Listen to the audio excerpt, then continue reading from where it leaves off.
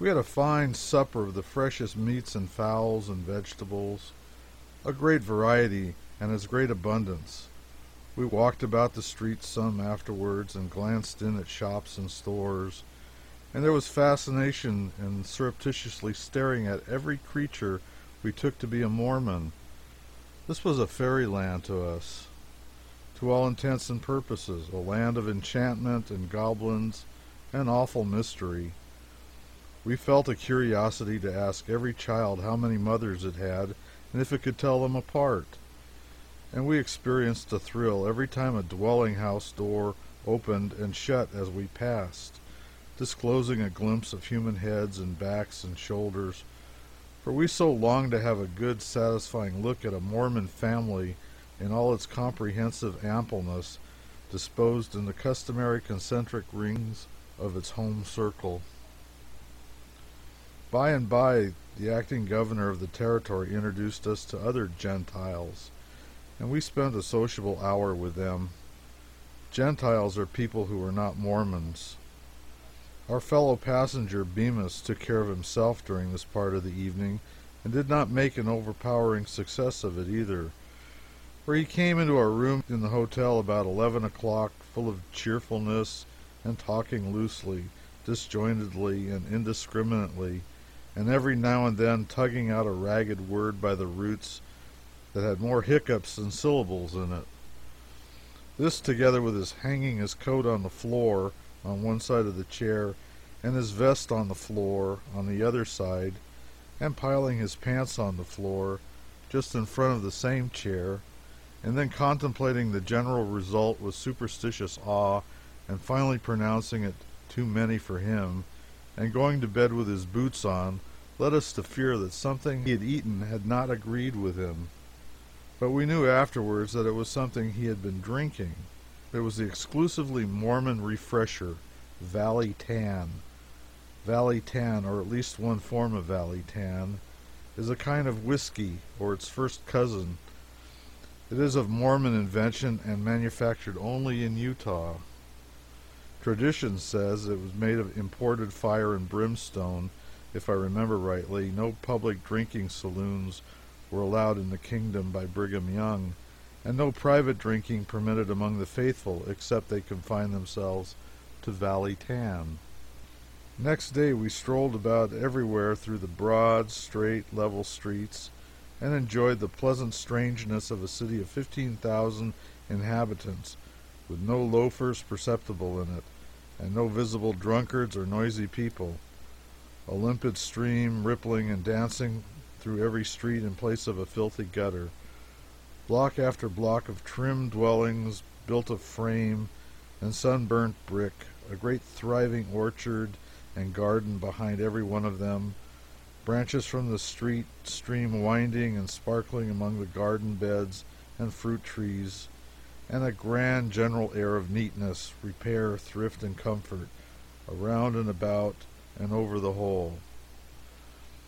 And everywhere were workshops, factories, and all manner of industries, and intent faces and busy hands were to be seen wherever we looked, and in one's ears was a ceaseless clink of hammers, the buzz of trade, and the contented hum of drums and flywheels. The armorial crest of my own state consisted of two dissolute bears holding up the head of a dead and gone cask between them, and making the pertinent remark, "United we stand, divided we fall." It was always too figurative for the author of this book. But the Mormon crest was easy, and it was simple, unostentatious, and fitted like a glove. It was a representation of a golden beehive with all the bees at work. The city lies in the edge of a level plain as broad as the state of Connecticut, and crouches close down to the ground under a curving wall of mighty mountains whose heads are hidden in the clouds, and whose shoulders bear relics of the snows of winter all the summer long. Seen from one of these dizzy heights 12 or 15 miles off, Great Salt Lake City is toned down and diminished till it is suggestive of a child's toy village reposing under the majestic protection of the Chinese Wall. On some of these mountains to the southwest it had been raining every day for 2 weeks, but not a drop had fallen in the city, and on hot days in late spring and early autumn the citizens could quit fanning and growling and go out and cool off by looking at the luxury of the glorious snowstorm going on in the mountains. They could enjoy it at a distance at those seasons every day, though no snow would fall in their streets or anywhere near them. Salt Lake City was healthy, an extremely healthy city. They declared there was only one physician in the place, and he was arrested every week regularly and held to answer under the Vagrant Act for having no visible means of support. They always give you a good substantial article of truth in Salt Lake, and a good measure and a good weight too.